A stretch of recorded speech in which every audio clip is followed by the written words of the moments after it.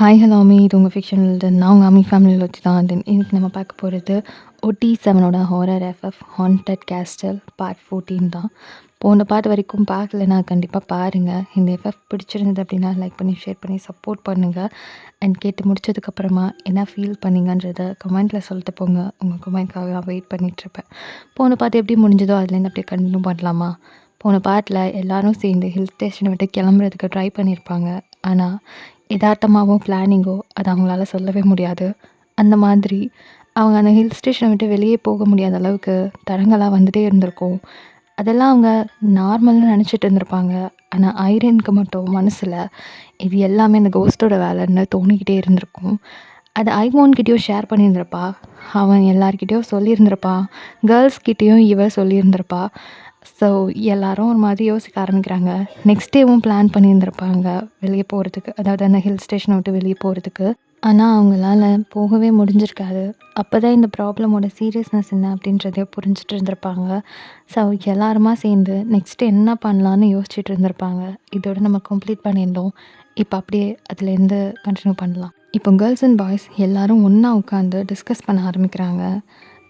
இது எப்படி அந்த கோஸ்டோட வேலையா, இல்லைன்னா இதெல்லாம் யதார்த்தமாக நடக்குதா, ஒன்றுமே புரியலை அப்படின்ற மாதிரி பேசிகிட்டு இருக்காங்க. அதில் ஹயோங்ஸ்லாம் என்ன சொல்கிறாங்கன்னா, மேபி இருக்கலாம்.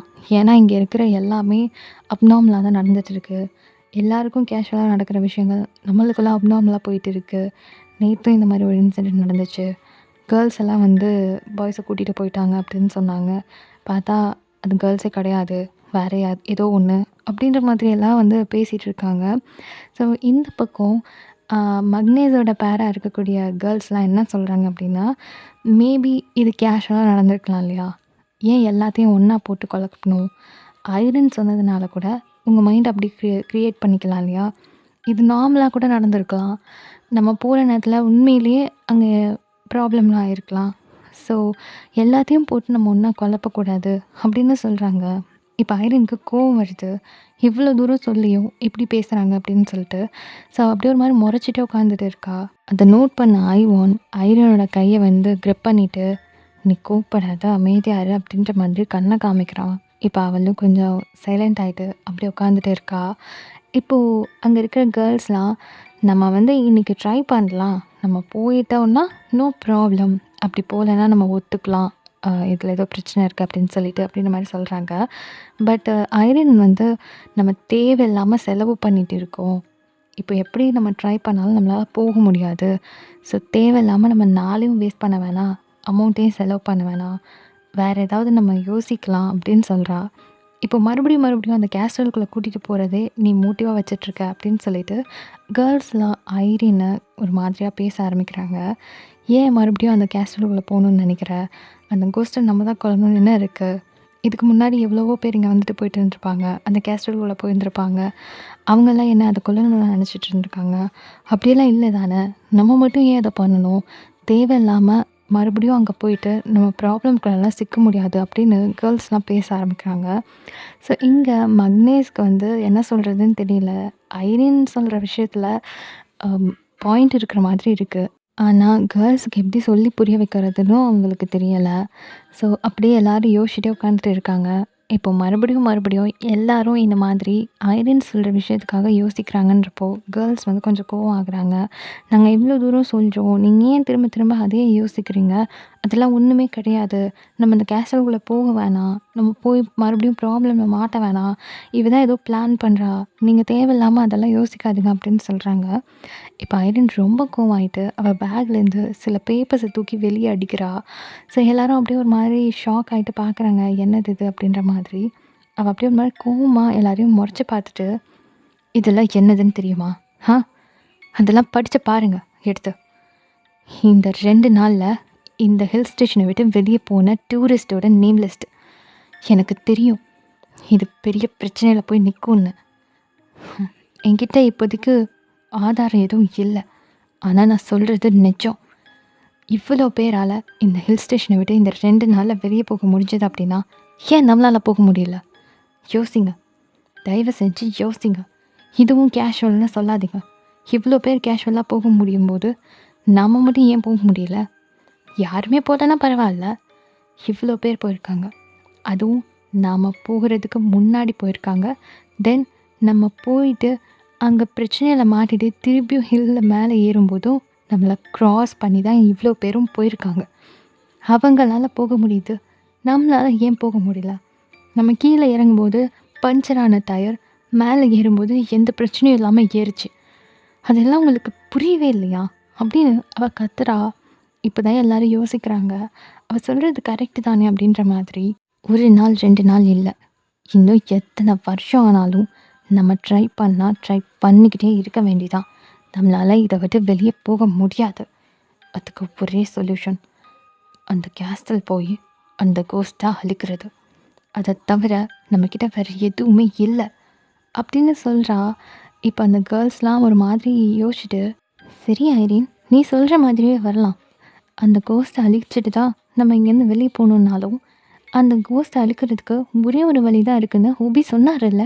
அந்த புக்கை படித்து அந்த பாக்ஸில் இருக்கிற வெப்பனை யூஸ் பண்ணி தான் அந்த கோஸ்ட்டை அழிக்க முடியும்னு சொன்னார். அந்த பாக்ஸ் ஓப்பன் பண்ணோன்னா அந்த கோஸ்ட்டோட ஒய்ஃப் இல்லைன்னா அவளோட பிளட் ரிலேஷன் யாராவது வரணும்னு சொன்னார். அவங்களோட பிளட் ரிலேஷனுக்கு நம்ம எங்கே போகிறது? அப்படியே நம்ம அவங்கள கண்டுபிடிச்சாலும் இதெல்லாம் சொன்னால் அவங்க நம்புவாங்களா? அண்ட் தைரியமாக அதுக்காக அவங்க வருவாங்களா? யோசிச்சு பாரு, இங்கேருந்து நம்மளால் வெளியவே போக முடியல. இதில் எங்கே போய் அவங்க ஃபேமிலியை கண்டுபிடிச்சி கூட்டிகிட்டு வர்றது? கொஞ்சமாவது யோசி ஆயிரு அப்படின்னு சொல்கிறாங்க. அவள் அப்படியே ஒரு மாதிரி முறைச்சி பார்த்துட்டு, எல்லாத்துக்கும் ஒரே வழி இருக்கும்னு நம்மளால் சொல்ல முடியாது. எந்த பிரச்சனைக்கும் ஒரு வழி இல்லைன்னா இன்னொரு வழி கண்டிப்பாக இருக்கும். அங்கே போனால் தான் நம்மளால் அதை கண்டுபிடிக்க முடியும். இவ்வளோ தூரம் அந்த கேசலுக்குள்ளே நம்ம சர்வே பண்ணி வந்திருக்கோம். அந்த கேசல் மொத்தத்தையும் அலசி ஆராய்ஞ்சிருக்கோம். அப்படின்னு போது கண்டிப்பாக அங்கே இன்னொரு வழி இருந்தே ஆகணும். ஏன் அதை நம்ம தேடக்கூடாது? இப்போது நம்ம வெளியே போகணுன்னா எப்படினாலும் அந்த கேஸ்டலுக்குள்ளே போய் தான் ஆகணும். இதுதான் விதி. இப்போ இதை தாண்டி நம்ம வெளியே போகணுன்னாலும் முடியவே முடியாது. ஒன்று நமக்கு ஏதாவது ஆகும், இல்லை ஏதாவது தடங்கள் ஆகும். இதுதான் நடந்துக்கிட்டே இருக்க போகுது. வேணும்னா நீங்கள் ட்ரை பண்ணிகிட்டே இருங்க அப்படின்னு சொல்லிட்டு அவள் கோமா எந்திரிச்சு போயிடுறா. இப்போ அவளை சமாதானப்படுத்துறதுக்காக ஐவோன் பின்னாடியே போயிட்டுருக்கான்.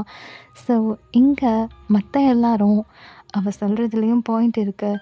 நம்ம இவ்வளோ தூரம் ட்ரை பண்ணிட்டோம், 2 நாளாக போராடிட்டோம், ஆனால் நம்மளால் மட்டும் போக முடியல அப்படின்னு சொல்லிட்டு அந்த பேப்பரை எடுத்து பார்க்குறாங்க. அதில் நிறைய பேர் வந்திருக்காங்க, போயிருக்காங்க. ஸோ இவ்வளோ பேரால் இந்த ஹில் ஸ்டேஷனை விட்டு வெளியே இறங்கி போக முடியும் போது நம்மளால் மட்டும் ஏன் போக முடியலை அப்படின்னு யோசிக்கிறாங்க. இப்போ ஹோபியோ அவள் சொல்கிறது தான் கரெக்டுன்னு சொல்கிறாரு. எல்லோரும் ஹோபியை பார்க்குறாங்க. அவள் சொல்கிறது கரெக்டாக ஃப்ரெண்ட்ஸ், அவள் பாயிண்ட்டாக தான் பேசிகிட்ருக்கா.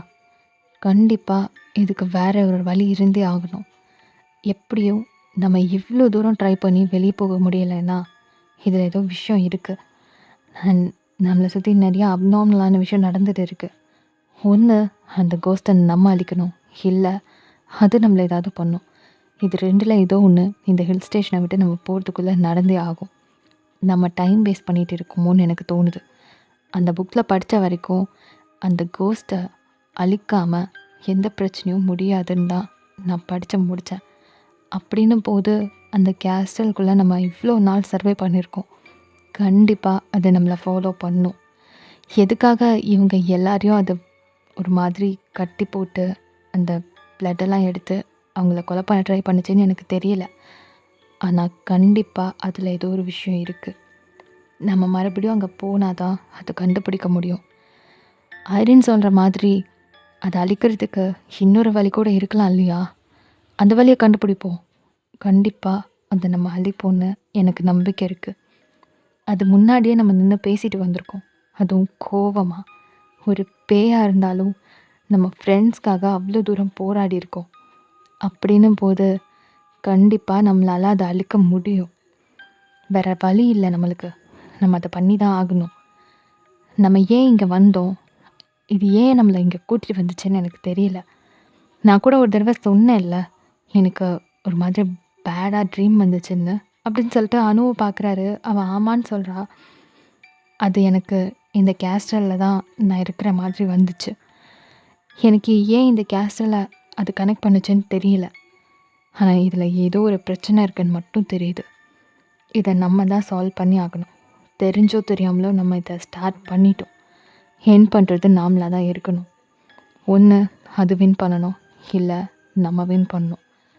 ஸோ நாளைக்கே நம்ம அந்த கேஸ்டல் போகிறோம் அப்படின்னு சொல்கிறாரு. இப்போ எல்லாரும் ஒரு மாதிரி கல் பண்ணுறாங்க. இல்லை ஹூபி, நம்ம யோசிக்கலாம், மறுபடியும் அதில் போய் மாட்ட வேணாம். எல்லாரும் ரொம்ப கஷ்டப்பட்டு அதுலேருந்து வெளியே வந்திருக்கோம். அங்கே எவ்வளோ போராடி இருக்கோம், ஒருத்தர் தொலைச்சிட்டு எவ்வளோ தவிச்சிருக்கோம். யோசிச்சு பாரு, திருப்பியும் அங்கே போகணுமா அப்படின்னு அவரோட ஒய்ஃபு, தென் சுகாவோட ஒய்ஃபு, ஜின்னோட ஒய்ஃப்லாம் சொல்கிறாங்க. இப்போ எல்லாரும் ஒரு மாதிரி யோசிக்கிறாங்க. சரி, ஓகே, யாரெல்லாம் அங்கே வரணும்னு நினைக்கிறீங்களோ அவங்க எல்லாம் நாளைக்கு ரெடியாக இருங்க. வர வேணான்னு தோன்றவங்களுக்கு நோ ப்ராப்ளம், இங்கேயே ரிசார்ட்லேயே இருங்க. நாங்கள் முடிச்சுட்டு கண்டிப்பாக திருப்பி வருவோம் அப்படின்னு ஹூபி சொல்கிறாரு. இப்போ தனியாக அனுப்பவும் உங்களுக்கு மனசு இல்லை. அப்போ ஆரமோட ஒய்ஃப் ஆரமோட கையை பிடிச்சிட்டு, இல்லை, நம்ம எது பண்ணாலும் ஒன்றா தான் பண்ணியிருக்கோம், எவ்வளோ போராடினாலும் நம்ம ஒன்றா தான் போராடியிருக்கோம் அப்படின்னும் போது இப்போ இங்கே தனியாக இருந்தாலும் நிம்மதியாக இருக்க முடியாது. அதுக்கு நம்ம சேர்ந்து இருக்கிறதா நல்லதுன்னு எனக்கு தோணுது. நம்ம போகலாம், அங்கே என்ன நடந்தாலும் சரி நம்ம எல்லோரும் சேர்ந்தே ஃபேஸ் பண்ணலாம். யாருக்கும் எதுவும் ஆகாதுன்னு நம்புவோம். தயவு செஞ்சு எல்லாரும் ஒன்றாவே இருப்போம், யாரும் பிரிய வேணாம் அப்படின்னு சொல்கிறாங்க. ஸோ எல்லாருமே அதை கேட்டுட்டு இதுவும் கரெக்டு தான் அப்படின்ற மாதிரி யோசிக்கிறாங்க. ஸோ ஹூபி அந்த டேபிள் மேலே கை வச்சுட்டு, நாளைக்கு நம்ம போகிறோம், நம்மளால் முடிஞ்ச வரைக்கும் போராடி அதை கண்டிப்பாக அழிச்சிட்டு தான் வரோம் அப்படின்னு சொல்கிறாரு. இப்போ இதுக்கு சப்போர்ட் பண்ணுற விதமாக ஹூபி கைக்கு மேலே சுகாவோட கை வைக்கிறாரு, ஜின் வைக்கிறாரு, ஆரம் வைக்கிறாரு. ஸோ இப்போ ஹூபியோட ஒய்ஃபை ஹூபி பார்க்குறாரு. அவங்க மனசே இல்லைனாலும் சரி, ஓகே, நானும் உன் கூடவே இருக்கேன் அப்படின்னு சொல்லிட்டு அவங்களோட கையும் வைக்கிறாங்க மேலே. இப்போ அடுத்தடுத்து எல்லாருமே ஒருத்தர் கைக்கு மேலே இன்னொருத்தர் வச்சு கண்டிப்பாக நம்ம போகலாம் அப்படின்னும் முடிவு எடுக்கிறாங்க. ஸோ சரி, ஓகே, ரொம்ப லேட் ஆயிடுச்சு, இப்போ போய் நம்ம தூங்கலாம், நாளைக்கு காலையில் எல்லோரும் மீட் பண்ணலாம் அப்படின்னு சொல்லிட்டு எல்லாரும் அவங்கவுங்களோட ரூமுக்கும் போயிடுறாங்க. இந்த பக்கம் ஐரினும் ஐவோனும் தனியாக நின்று பேசிகிட்டு இருக்காங்க. ஐரினுக்கு ஒரு மாதிரி கஷ்டமாக இருக்குது. இவ்வளோ தூரம் நான் எக்ஸ்பிளைன் பண்ணுறேன், ஆனால் யாருமே புரிஞ்சிக்க மாட்டாங்க அப்படின்னு சொல்லிட்டு ஐவோன் கிட்ட பேசிகிட்டு இருக்கா. ஸோ கொஞ்ச நேரம் கழித்து எல்லோரும் கலைஞ்சு வரும்போது கேர்ள்ஸ்லாம் ஐரினை வந்து ஹக் பண்ணிவிட்டு, சாரி, நாங்கள் வந்து தெரியாமல் பேசிட்டோம், ஒரு பயத்தில் பேசிட்டோம், அங்கே எல்லாருமே வந்து நாளைக்கு அந்த கேஸ்டல் போகலான்னு முடிவெடுத்திருக்காங்க, ஸோ நம்ம எல்லோரும் சேர்ந்து போகலாம், என்ன நடந்தாலும் பார்த்துக்கலாம் அப்படின்னு பேசிகிட்டு இருக்காங்க. இந்த பக்கம் மக்னேஷ்க்கு மறுபடியும் அங்கே போகணுமா அப்படின்ற மாதிரியும் இருக்குது. சரி, பரவாயில்ல, எல்லோரும் போகும்போது கண்டிப்பாக நம்மளும் போய் அதை வந்து ரைட்டாக ராங்காக பார்த்தே ஆகணும் அப்படின்ற மாதிரியும் இருக்குது. ஸோ அப்படியே பேசிக்கிட்டே எல்லோரும் அவங்கவுங்க நடந்து வந்துட்டு இருக்காங்க. இப்போது மக்னேஷ் வந்து கேர்ள்ஸை பார்க்குறாங்க. சரி, ஓகே, எப்படி இருந்தாலும் நாளைக்கு அங்கே போய் மாட்ட போகிறோம், லாஸ்ட்டாக ஒரு 5 மினிட்ஸ் அப்படின்ற மாதிரி கேட்குறாங்க. ஸோ கேர்ள்ஸும் ஒரு மாதிரி சிரிச்சுட்டு பாய்ஸ் கூட உட்காந்து பேசிகிட்டு இருக்காங்க தனித்தனியாக, கொஞ்சம் டிஸ்டன்ஸில். இப்போ ஜேகே அவனோட ஆளை கூப்பிட்டுட்டு ஒரு மரத்தடியில் இருக்கிற சிட்டிங் பெஞ்சில் உட்காந்துட்டு இருக்கான். ஸோ இந்த அட்மாஸ்ஃபியர் பார்க்க எப்படி இருக்குன்னா, ஒரு 2-3 நாளைக்கு முன்னாடி அவங்க தனியாக மீட் பண்ணுறதுக்காக கீழே இறங்கி வந்திருப்பாங்க. அப்போ வந்து மீட் பண்ணியிருப்பாங்க இல்லையா, அப்போ என்ன அட்மாஸ்ஃபியர் இருந்திருக்குமோ அதே மாதிரி இருக்குது. இப்போது அந்த பழைய ஞாபகம் வருது, ஒரு மாதிரி கருக்குன்னு இருக்குது. ஸோ கல் பண்ணிவிட்டு பக்கத்தில் இருக்க நிக்கிக்காயை பிடிச்சிட்டு, ஏய், இது நிஜமாவே நீ தானாடி அப்படிங்கிறாரு. இப்போ அவள் லைட்டாக சிரிச்சிட்டு, ஏன் அன்றைக்கி மாதிரி பேய் வந்துருச்சுன்னு நினச்சிட்டிங்களா அப்படின்னு கேட்குறா. உனக்கு என்ன, கிண்டலாக தான் இருக்கும், ஸ்பாட்டில் இருந்தது நான் தானே, அதாண்டி கருக்குன்னு இருக்குது அப்படிங்கிறாரு. இப்போ அவள் ஒரு மாதிரி சிரிச்சிட்டு, பயப்படாதீங்க, நானே தான், முழுசாக நானாக தான் இருக்கேன் அப்படின்னு சொல்கிறா. இப்படி தான் அன்றைக்கும் நல்லா ஜாலியாக பேசிச்சு அது, அதுவும் இந்த மாதிரியே இப்படி தான் சிரித்து பேசிச்சு. அதை நினைக்கும் போது தாண்டி கொஞ்சம் பயமாக இருக்குது அப்படிங்கிறாரு. இப்போ நிக்கி டக்குன்னு ஒரு மாதிரி சிரிச்சுட்டு அவரை பிடிச்சி இழுத்து நல்லா ஹக் பண்ணி கிஸ் பண்ணுறா. இப்போ அவர் ஒரு மாதிரி ஷாக்கு இருந்தாலும் அந்த அட்மாஸ்ஃபியருக்கு ஒரு மாதிரி நல்லா தான் இருக்குது. ஸோ அவரும் அப்படியே ப்ராக்டிஸ் பண்ண ஆரம்பிக்கிறாரு. ஒரு 10 மினிட்ஸ் அப்படியே போகுது. கிஸ்ஸு ரொம்ப டீப்பாக போகும். டக்குன்னு அவன் ஒரு மாதிரி விலகி உட்காந்துட்டு, இப்போ நம்புறியா நான் தான்னு அப்படிங்கிறா. ஸோ இப்போ ஹொபிக்கு சாரி ஜங்குக்கு என்ன சொல்கிறதுனே தெரியல. ஒரு மாதிரி சிரிப்பாக இருக்குது, ஷையாக இருக்குது. அவள் பண்ணுற வேண்டியதெல்லாம் அவர் பண்ணிகிட்டு இருக்காரு. ஸோ ஒரு மாதிரி நல்லா போகுது. 2 பேரும் அப்படியே பேசிட்டு உட்காந்துட்ருக்காங்க. கொஞ்ச நேரத்தில் அப்படியே ஜேகேவோட ஷோல்டரில் இன்னைக்கு சாஞ்சு உட்காந்துட்டு இருக்கா. ஸோ அப்படியே டைம் போயிட்டே இருக்குது. 2 பேரும் ஒரு மாதிரி ஹேண்ட்ஸ் வந்து கோர்த்துட்டு பேசிகிட்டு இருக்காங்க. ஸோ அப்படியே அவங்க அப்படியே போயிட்டு இருக்க, இந்த பக்கம் தியோங்கும் அவனோட பேரும் அப்படியே ஒரு ட்ரீக்கு கீழே நின்று பேசிகிட்டு இருக்காங்க. அதே கண்டிஷன் தான். ஃபஸ்ட்டு அந்த 2 டேஸ்க்கு முன்னாடி எப்படி இருந்துச்சோ அதே மாதிரி தான் இருக்குது. இதில் வேற அன்னைக்கு அவள் என்ன ட்ரெஸ் போட்டுட்டு வந்தாலோ அதே சேம் ட்ரெஸ் இன்றைக்கி இப்போ போட்டிருக்கா. ஸோ இப்போ தான் அவருக்கு இது ஸ்ட்ரைக் ஆகுது. இந்த மாதிரி ரொம்ப படபடன்னு ஆகுது. அன்றைக்கும் இதே ட்ரெஸ்ஸில் தாண்டி வந்த அப்படின்னு சொல்கிறாரு. ஸோ அவள் வந்து ஒரு மாதிரி குனிஞ்சு பார்த்துட்டு, அதுக்கு இப்போ இது என்ன ரிமூவ் பண்ணியா போட முடியும் அப்படிங்கிறா. அப்படி சொல்லலை. அன்றைக்கும் இதே மாதிரி பார்த்தேன், கைப்பிடிச்சி கூப்பிட்டு போனேன், பார்த்தா அந்த கேஸ்டல் வாசலில் விட்டுட்டு அப்படியே புகையாக மறைஞ்சு போயிட்டேன், அதான் ஒரு மாதிரி இருக்குது அப்படிங்கிறாரு. இப்போ அவள் ஒரு மாதிரி அவனோட ஆமை வந்து ஹோல்ட் பண்ணிவிட்டு, அதெல்லாம் ஒன்றும் இல்லை, அன்றைக்கி ஏதோ அப்படி நடந்துருச்சு, எல்லா நாளும் ஒரே மாதிரி நடக்குமா, அப்படியெல்லாம் எதுவும் யோசிக்காதீங்க, இன்றைக்கி நான் தான் உங்கள் கூட இருக்கேன் அப்படின்னு சொல்லிவிட்டு அப்படியே ஃபிங்கர்ஸ் ஃபுல்லாக வந்து அவளோட ஃபிங்கர்ஸ் கோர்த்து அப்படியே ஒரு மாதிரி ஹக் பண்ண மாதிரி நின்றுக்கிறா. ஸோ ஒரு மாதிரி ஜாலியாக குலுகுலுன்னு இருக்குது. ஒரு மாதிரி நல்லா தான் பேசிகிட்டு இருக்காங்க. இதே மாதிரி ஜிம்முனும் அவங்களோட பேரை உட்காந்து பேசிகிட்டு இருக்காங்க. ஸோ ஒரு மாதிரி 3 பேரும் குட்டி குட்டி க்யூட்டாக அழகாக கிஸ் பண்ணிவிட்டு ஹக் பண்ணிவிட்டு கொஞ்ச நேரம் அப்படியே டைம் ஸ்பெண்ட் பண்ணிகிட்டு இருக்காங்க. ஸோ இப்படியே டைம் ஓடிட்டு இருக்குது. அந்த பக்கம் ஐரன் கிட்ட பேசிகிட்டு இருக்கான். நீ எதையும் போட்டு கொலைப்பாத, கண்டிப்பாக எல்லாமே நல்லபடியாக நடக்கும் அப்படின்னு சொல்லிட்டு. ஸோ அவளும் கொஞ்சம் காம் டவுன் ஆகுறா. இப்போ எல்லோரும் ஒரு மாதிரி ஜாலியாக இருக்கும்போது அவங்க மட்டும் நர்வஸாக இருந்தால் நல்லாவா இருக்கும் அப்படின்ற மாதிரி யோசிச்சுட்டு இப்போது ஐரன் கிட்ட வந்து கொஞ்சம் லவ்வபிளாக பேச ஆரம்பிக்கிறான். ஸோ ஐரனும் ஒரு மாதிரி மூட் சேஞ்ச் ஆகிட்டு ஒரு மாதிரி சிரிச்சுக்கிட்டு அவங்க கூட நல்லபடியாக பேசிகிட்டு இருக்கா. சரி எதுவாக இருந்தாலும் பார்த்துக்கலாம் அப்படின்ற மாதிரி. ஸோ ஒரு நல்ல பாண்ட்குள்ளே வந்து போயிட்டாங்க. நல்லபடியாக வந்து ஜாலியாக பேசிகிட்டு இருக்காங்க. ஹயாங்ஸ் 4 பேரும் அவங்கவுங்க ஒய்ஃப் கூட அவங்கவுங்க ரூமில் செட்டில் ஆயாச்சு. ஸோ கொஞ்சம் ஒரு மாதிரி நர்வஸாக இருக்குது, நாளைக்கு என்ன நடக்க போதோ அப்படின்ற மாதிரி கொஞ்சம் பேசிகிட்டே இருந்துட்டு தென் அவங்கவுங்க அப்படியே அவங்கவுங்களோட ரொமான்டிக் லைஃப்குள்ளே இன்வால்வ் ஆகி அப்படியே போயிட்டு இருக்காங்க. ஸோ அதே மாதிரி இவங்களும் இந்த மாதிரி கொஞ்சம் ஈக்குவலாகி பேசிகிட்டு அப்படியே டைம் போயிட்டு இருக்குது. இந்த கோலுக்குள்ளே தான் பாவம் இந்த பக்கமும் போக முடியாமல் அந்த பக்கமும் போக முடியாமல் ஒரு மாதிரி நட்டாந்தரையில் நின்றுட்டுருக்கு. ரூமுக்கு போனால் இப்போ தனியாக தான் ரூமில் படுத்துட்ருக்கணும். ஸோ தனியாக போய் படுக்கிறதுக்கும் அவனுக்கு பயம். அதே சமயம் இங்கே தனியாக தான் உட்காந்துட்டு இருக்கான். அதாவது இவங்க 4 பேரும், அதாவது 4 பேரும் கார்டன் ஏரியாவில் உட்காந்து தான் பேசிகிட்டு இருக்காங்க. ஸோ அந்த ரெசார்ட்டுக்கு வெளியே வந்து ஸ்டெப்ஸ் எல்லாம் இருக்கும் இல்லையா, ஸோ அங்கே தான் வந்துட்டு கோல் உட்காந்துட்டு இருக்கான். இவங்கெல்லாம் அந்த கார்டன் ஏரியாக்குள்ளே இருக்கிறாங்க. இப்போ அவனுக்கு அங்கே தனியாக உட்காந்துருக்கவும் பயமாக இருக்குது. ரிசப்ஷன்லலாம் ஆள் இருக்காங்க, இருந்தாலும் அந்த ஸ்டெப்ஸில் வந்து தனியாக தான் உட்காந்துட்டு இருக்கான். அதுவே கொஞ்சம் ஒரு மாதிரி கருக்குன்னு தான் இருக்குது. இப்போ ரூமுக்கும் போக முடியாமல் இங்கேயும் உட்கார முடியாமல் என்ன பண்ணுறதுன்னு தெரியாமல் ரிசப்ஷனை பார்த்தா அங்கேயும் ஒரு பையன் தான் ரிசப்ஷன் லிஸ்ட்டாக இருக்கான். கருமோ நம்ம நேரத்துக்குன்னு ஒரு பையன் தான் அங்கே உட்காரணுமா அப்படின்ற மாதிரி அவனுக்கு ஒரு மாதிரி இன்சல்ட்டாக இருக்குது. ஏன்டா என்னை மட்டும் இப்படி தனியாக போட்டு சாவடிக்கிறீங்க, எனக்கும் யாராவது வந்திருந்தா நல்லா இருந்திருக்கும்ல அப்படின்ற மாதிரி அவன் புலம்பிக்கிட்டே உட்காந்து கேம் விளையாடிட்டு இருக்கான். அவனால் வேறு என்ன பண்ண முடியும் பாவம் அப்படின்ற மாதிரி. ஸோ இப்படியே டைம் ஓடிட்டுருக்கு. அவனுக்கு கொஞ்சம் நேரம் போக போக ஒரு மாதிரி காண்டாகுது. கொஞ்சம் பக்கம் தூக்கமும் வர ஆரம்பிக்குது. ஸோ ஒருத்தருக்கா கால் பண்ணுறான். இப்போ நல்லா பேசிகிட்டு இருக்கிற நேரத்தில் திடீர்னு கால் வந்தால் கடுப்பாகும்ல. ஸோ அவங்க கால் பிக் பண்ணுறாங்க. என்னடா வேணும் உனக்கு அப்படின்னு. டேய் இன்னும் எவ்வளோ நேரம் தாண்டா உட்காந்து கடலை போடுவீங்க, டைம் ஆச்சுடா வாங்கடா தூங்க போகலாண்டா அப்படின்றான். சரி வரும் பையி ஒரு 5 மினிட்ஸ் மட்டும் அப்படின்னு சொல்கிறாரு. இதுக்கு மேலே எவனாவது போவோம் ஏதாவது பேசி நின்றுருந்தீங்க அவ்வளோதான் சொல்லிட்டேன். இப்போ எல்லோரும் கிளம்பி வரீங்களா இல்லையா, இப்போ நீங்கள் வரல நானே வந்து எல்லாத்தையும் கைப்பிடிச்சி இழுத்துட்டு வந்துடுவேன் அப்படின்னு சொல்கிறான். ஸோ அவன் நிம்மதியாக இருக்க விட மாட்டான் போல். அடுத்து 4 பேருக்கும் கால் போயிட்டே இருக்குது. ஸோ கேர்ள்ஸ்லாம் ஒரு மாதிரி சிரிச்சுட்டு சரி ஓகே எதுவானாலும் நாளைக்கு பார்த்துக்கலாம். இப்போ போங்க டைம் ஆயிடுச்சு அப்படின்னு சொல்லிட்டு, அவங்க 4 பேரும் சேர்ந்து அங்கேருந்து கிளம்புறாங்க.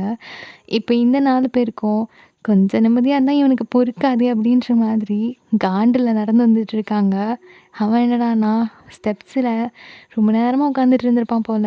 பாவம் அவனுக்கும் தூக்கம் வருது. ஸோ தனியா ரொம்ப நேரம் இருக்கான் அப்படின்னு சொல்லிட்டு வந்து கோவம்லாம் சரி ஓகே போனா போது போ அப்படின்ற மாதிரி போயிடுது. இப்போ அவங்க 5 பேரும் சேர்ந்து அவங்களோட ரூமுக்கு போயிடுறாங்க. கேர்ள்ஸ் எல்லாரும் அவங்களோட ரூமுக்கு போயிட்டு பாய்ஸ்க்கு சேட் பண்ண ஆரம்பிக்கிறாங்க. ஸோ உள்ள வந்ததுமே அங்க வந்து நோட்டிஃபிகேஷன பார்த்தோன்னே டக்கு டக்குன்னு எல்லாரும் ஃபோன் எடுத்துட்டு படுத்துடுறானுங்க. இங்க கோலு அப்படியே படுத்தவன் எல்லாரும் மொபைல் ஆன் பண்ணிட்டு உட்காந்துருக்கத பார்த்ததும் இன்னும் கடுப்பாகுது. ஏன்டா இப்படி என் உயிரை வாங்குறீங்க? சுத்தி முத்தி இந்த 4 பேரு கூட இருக்கிறது எனக்கு என்னமோ நரகத்துல இருக்கிற மாதிரி இருக்குடா. இதுக்கு அந்த கேஸ்டில் இருக்கிற பேயே தேவலாம் அப்படின்ற மாதிரி அவனுக்கு இருக்கு. ஸோ அவன் பாட்டு புலம்பிட்டே படுத்துட்ருக்கான். இங்க 4 பேரும் அவங்கவங்க ஆள் கூட பேசிட்டு ஒரு மாரி ஜாலியா சிரிச்சு என்ஜாய் பண்ணிட்டு இருக்கானுங்க. ஒரு மாரி ஷையெல்லாம் ஆகுறானுங்க. இதெல்லாம் பார்த்துட்டு தலையில அடிச்சுட்டு, ஐயோ! இந்த கருமத்தெல்லாம் பார்க்க வேண்டியதா இருக்கே அப்படின்ற மாதிரி அவன் குப்புறக்கா படுத்துக்கிறான். ஸோ இப்படியே டைம் போகுது. ரொம்ப நேரம் சேட் பண்ணிட்டு அப்படியே எல்லாம் தூங்க ஆரம்பிக்கிறாங்க. ஸோ இந்த நைட்டோட நம்ம இந்த பாட்டை கம்ப்ளீட் பண்ணலாம். இதில் பெருசா எந்த ஒரு ஹாரர் திங்க்கும் இல்ல. நெக்ஸ்ட் பார்ட்டில் நம்ம கேஸ்டலில் நல்லா ஹாரரா அண்ட் பயங்கரமா போகலாம். ஓகே. இப்போதைக்கு இதோட நம்ம கம்ப்ளீட் பண்ணிக்கலாம். ஸோ நெக்ஸ்ட் பார்ட்டில் பார்க்குற வரைக்கும் so much love you all. Tata bye.